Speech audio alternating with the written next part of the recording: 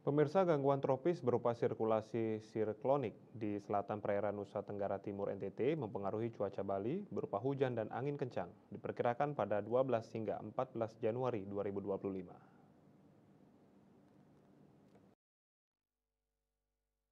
Kepala BBMKG Wilayah 3 Cahyonugroho di Denpasar, Bali mengatakan, berdasarkan data BMKG pada Sabtu 11 Januari per pukul 7 WIB, gangguan tropis itu terjadi sejak 10 Januari 2025 yang memiliki kecepatan maksimum hingga 10 knot atau hingga 19 km per jam dengan tekanan minimum sekitar 1008 hektopascal HPA. BMKG memprediksi potensi gangguan tropis itu menjadi siklon tropis rendah dalam 24 sampai 72 jam mendatang. BMKG Wilayah 3 menerbitkan peringatan dini dalam periode 3 hari tersebut terkait potensi hujan dengan intensitas sedang hingga lebat disertai petir dan angin kencang berdurasi singkat di sebagian besar wilayah Bali. Selain itu, ketinggian gelombang laut di perairan Selat Bali diperkirakan hingga 2 meter.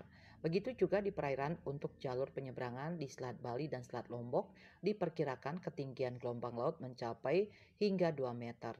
Selain akibat gangguan tropis, BBMKG Denpasar juga mengamati indeks El Nino Osilasi Selatan ENSO bernilai minus 0,83 yang berpengaruh terhadap peningkatan pola awan konvektif yang mendorong potensi hujan. Kemudian ada juga belokan angin yang terjadi di wilayah Bali yang meningkatkan potensi pembentukan awan hujan.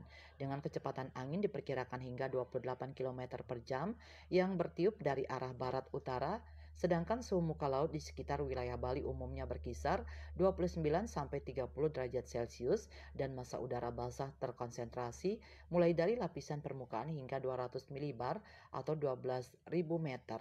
Kondisi angin dan gelombang laut berisiko terhadap keselamatan pelayaran. Adapun pengguna perahu nelayan diminta mewaspadai kecepatan angin lebih dari 15 knot sekitar 27 km per jam dan tinggi gelombang di atas 1,25 meter. Kemudian operator kapal tongkang dianjurkan waspada saat angin berkecepatan lebih dari 16 knot dan tinggi gelombang di atas 1,5 meter. Bali Post melaporkan.